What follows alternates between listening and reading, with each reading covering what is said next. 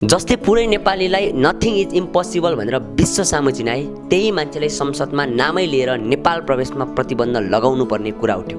निर्मल पूर्जा निम्स दाईले डोरी टाङ्ने शेर्पाहरूलाई डोरी काट्यो भनेर नेपालको बदनाम गरिरहन्छन्। कहिले नेपाली नागरिकतामा हिमाल चढिरहन्छन्, पछि आफ्नो नागरिकता सरेन्डर गर्छन्।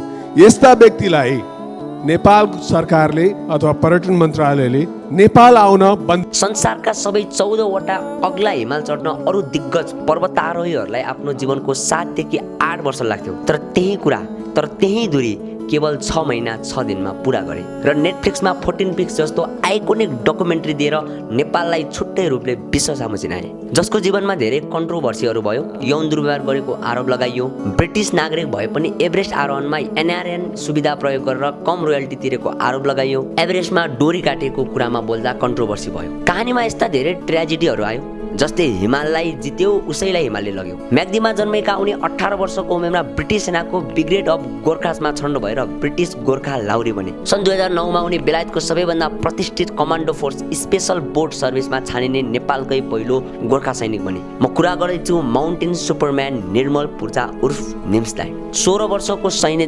जागिरसँगैका लाखौं तलब र लाइफ टाइम पेन्सन त्यागेर उनी हिमाल चढ्न हिँडे। सुरुमा न घरले विश्वास गर्यो न त बाहिरको मान्छेले।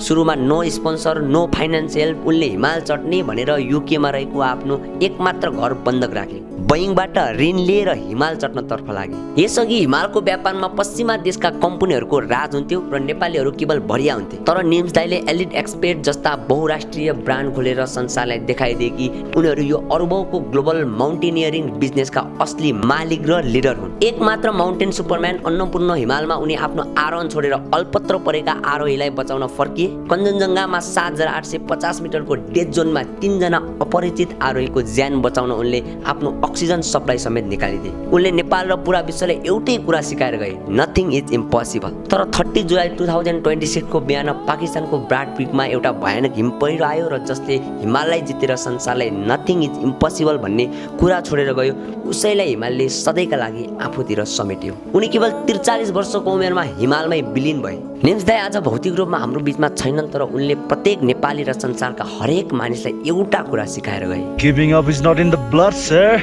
It's not in the blood. Giving up is not a blood, sir. अलविदा निम्स दाइ। योर अनस्टेबल माइन्डसेट इतिहासमा सधैँ अमर रहनेछ।